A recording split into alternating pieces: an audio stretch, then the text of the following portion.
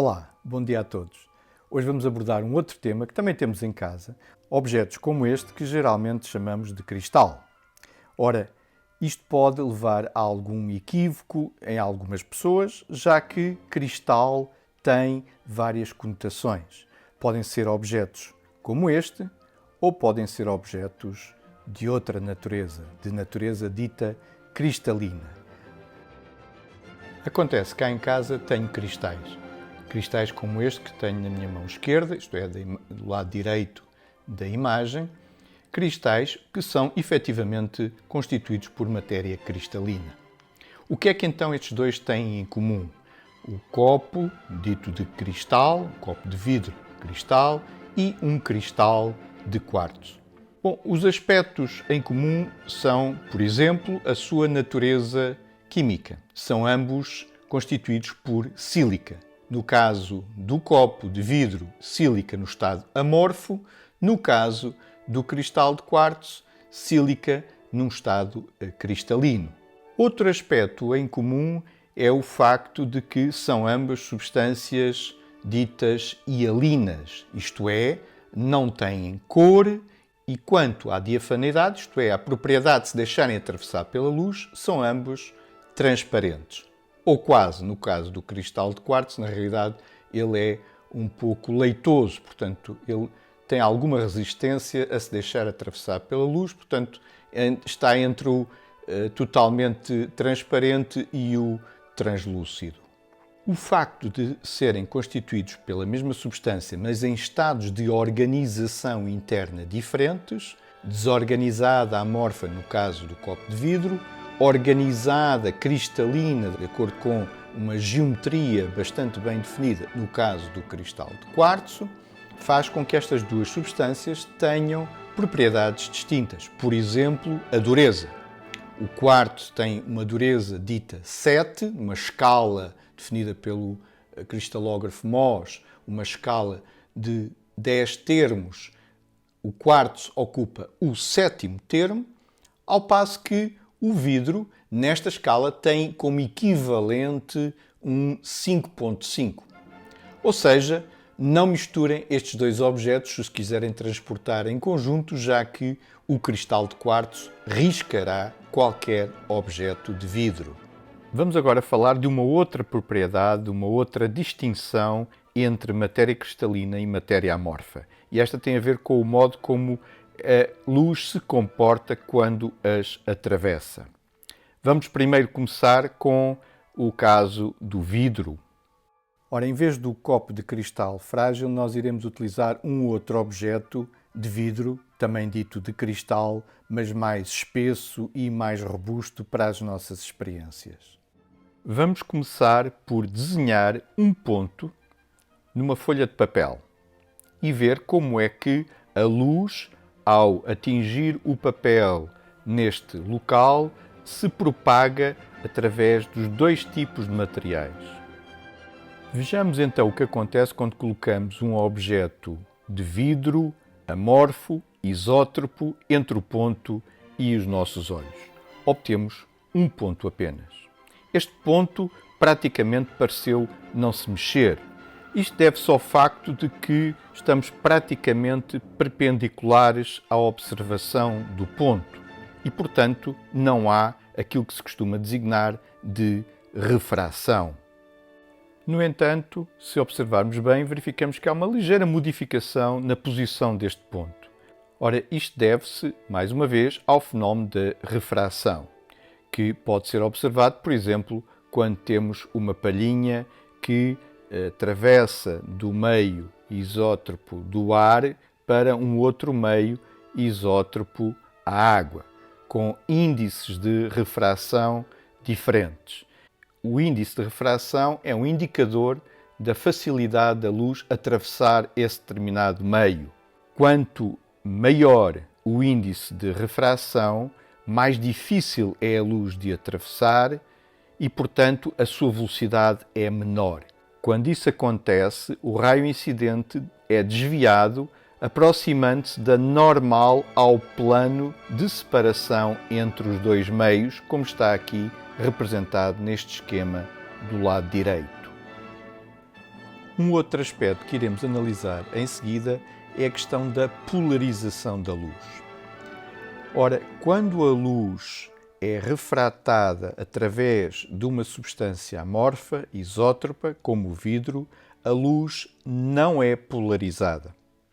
Como se pode ver neste diagrama, a luz natural vibra em todas as direções e, quando atravessa uma substância amorfa, isótropa, ela permanece não polarizada, isto é, continua a vibrar em todas as direções.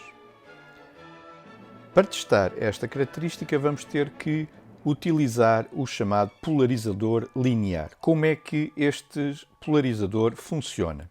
A luz natural, como referimos, emite luz não polarizada, mas que ao atravessar estas substâncias, que é uma substância anisótropa, ao atravessar estas substâncias, a luz que passa aparece polarizada ou vibra apenas numa única direção, neste caso, num plano vertical.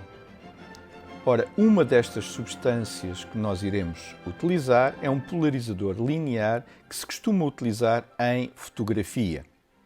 Já agora, podemos mencionar qual é que é o princípio em que se baseia a utilização dos óculos com polarizadores, os óculos polaroides. A luz incidente, mais uma vez, vibra em todos os planos, vibra em todas as direções.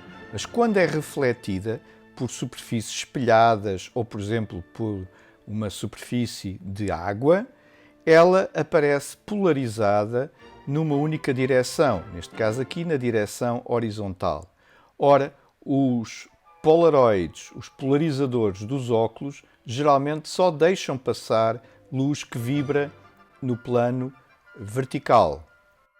E como tal, portanto, elimina grande parte desta luz que encandeia quando estamos no campo ou a observar a paisagem. De volta à nossa experiência, ao colocarmos o filtro, verifica-se que o ponto continua visível, mesmo quando fazemos rodar o filtro em várias direções. Ora, continuarmos a ver o ponto significa que a luz que refrata dele vibra em todas as direções e, portanto, o filtro não é capaz de eliminar em nenhuma das suas posições. Vamos agora ver como é que a substância cristalina organizada se comporta face a este mesmo fenómeno. Ora, para esta experiência vamos utilizar não um cristal de quartzo, que mostramos anteriormente, mas um cristal de calcite. A razão de utilizarmos um cristal de calcite é que a calcite tem uma birrefrangência muito elevada e, como tal, pode ser observada macroscopicamente. Quase todos os outros cristais têm a mesma propriedade, tirando os do sistema cúbico, têm a mesma propriedade, mas esta só pode ser observada ao microscópio. Portanto, vamos utilizar a calcite devido à sua elevada birrefrangência. Na realidade, aquilo que vamos utilizar não é bem um cristal, é aquilo que se chama um poliedro de clivagem, ou seja, um paralelogramo, neste caso um romboedro, que é definido por 3 direções, cada uma delas um plano distinto de clivagem. Clivagem são os planos regulares, lisos, brilhantes que vemos aqui, que são obtidos por percussão do cristal. Portanto, este objeto é obtido após a fraturação de um cristal original.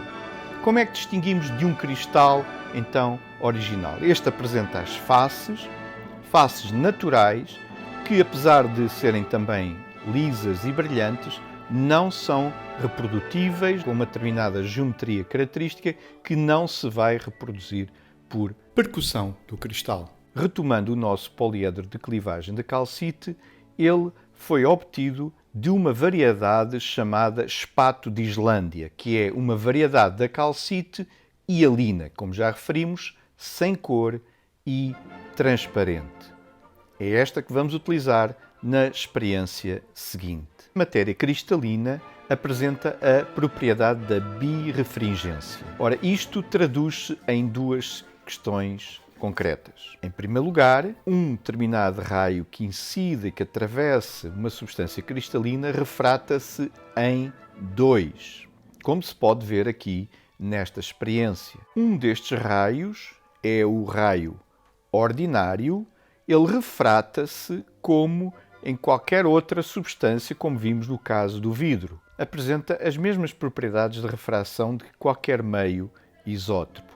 O que distingue a matéria cristalina é que há um segundo raio. Este raio diz-se extraordinário. Extraordinário porque já não obedece às leis da refração e apresenta uma direção que depende da direção da própria substância cristalina. Como tal, como é que nós podemos distinguir o raio ordinário do raio extraordinário? Isto é, qual dos pontos corresponde a este raio ordinário, qual dos pontos corresponde ao raio extraordinário. Para distingui-los, rodamos o cristal, verificamos que há um ponto que permanece estável e o outro vai acompanhando a própria rotação do cristal. O ponto que permanece estável corresponde ao raio ordinário, o ponto que roda acompanhando o cristal corresponde ao raio extraordinário. Ora, a birrefrangência dos cristais apresenta uma outra característica, e essa característica é que cada um destes raios, ordinário e extraordinário, está polarizado em planos a 90 graus, planos ortogonais. Como é que nós podemos constatar isso? Utilizando novamente o polarizador e rodando, verificamos que numa determinada posição vê-se apenas um dos pontos e quando se roda a 90 graus, observa-se o aparecimento do outro ponto. Portanto, significa isto que cada um destes raios está polarizado a 90 graus um do outro, como se pode ver aqui nesta experiência. Portanto, comprovamos assim a propriedade da birrefrangência das estruturas cristalinas.